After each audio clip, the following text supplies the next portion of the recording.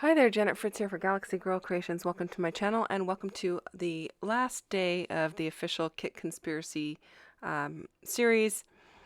Well, it's the last day of use with this kit anyway.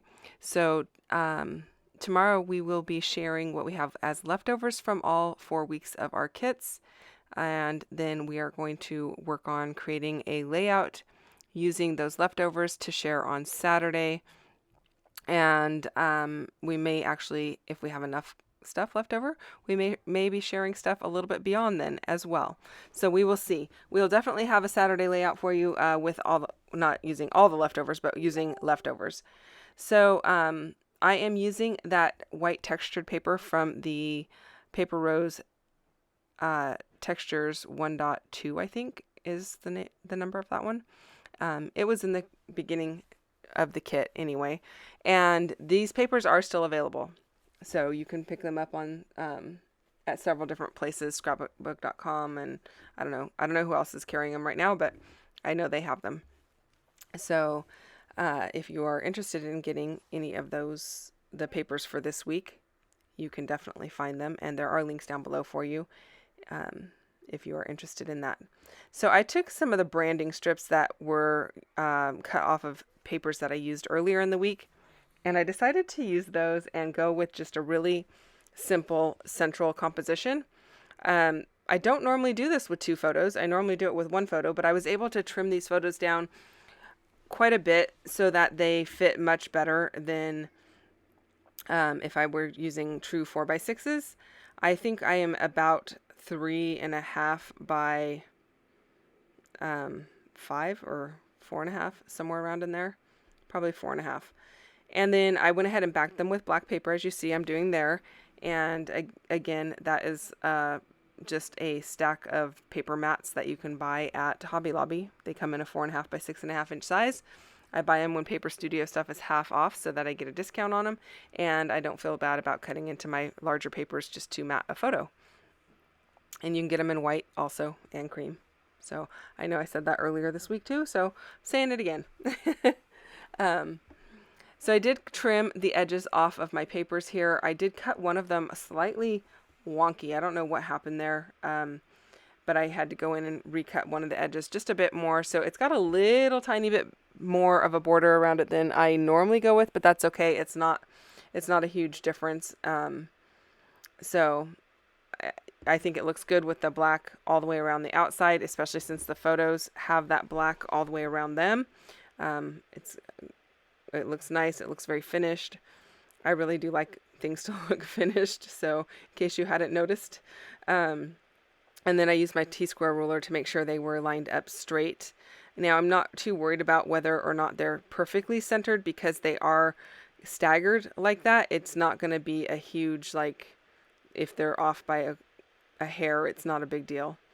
If I was trying to keep them perfectly centered, I would definitely measure. And I am using my T-square ruler just to kind of keep things level there. I'm not actually measuring how far away from the edge they are or anything like that. I'm just keeping them level. And that is kind of important to me. Usually I can eyeball it like I am at the top there, but something looked kind of off at the bottom. So, and here it still looked a little bit off. So I just kind of wiggling those around till they fit. I did ink everything up with Black Soot Distress ink. And I'm just using this scrapbook.com applicator. I kind of go back and forth between that one and the original Tim Holtz one that I have, or the round Tim Holtz one. I have the rectangle ones also, but I kind of go back and forth with whatever happens to be on my desk.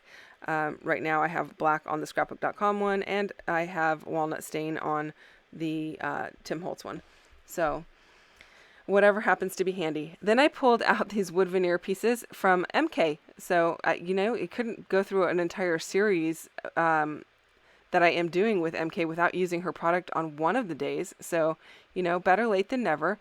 This is actually 2 different products that she has. The Game in Progress comes with that 50% piece that is at the bottom of the photos. And then the little leaf things are there as well. Those are a separate product. So I'll put links down below to her Etsy shop and the exact product if I can find it on her store. And I thought the Game in Progress one worked really well because we are playing cards by the swimming hole at the campsite that we had rented. And I thought it was kind of fun because normally you see those game in progress in the status bar like that for an electronic game, but we're playing, cards, which is, very analog. But I thought it worked still because there is a game in progress and we're only partially done. So I decided to go ahead and use it on this layout. It's kind of like a nice little play on, it's not really a play on words, but it just, it's nice because I guess it's a juxtaposition of, being outdoors and not being plugged in, but then I'm using a plugged in type of thing. So I guess that's the word you would use. I'm not really sure. Anyway, I cut out these little white strips and I am inking them up. These are just cut out of a piece of scrap paper. I'm adding them to my strips of border or of branding strips there. And that is where my journaling is going to go. I kind of went really different on my journaling here and going with a really unique way of presenting it. At least I think it's kind of unique. I've done layouts where I have a central design there, not usually with the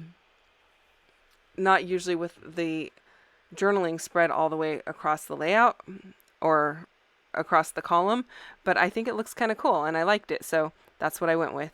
I did use the third branding strip of the blue and I tucked it into the side of that top photo, and I did not use the third branding strip of the red because I didn't want to pull in any more red. I wanted it to be more green and blue than red. So that is my layout. It was a quick and a simple one. I hope that you enjoyed it. Don't forget to check out what MK has on her channel for you today. Thank you so much for watching. If you have any questions or comments, leave them down below and I will get back to you as quickly as I can. And hit the thumbs up if you don't mind. And I will see you guys again tomorrow with another video. Bye-bye.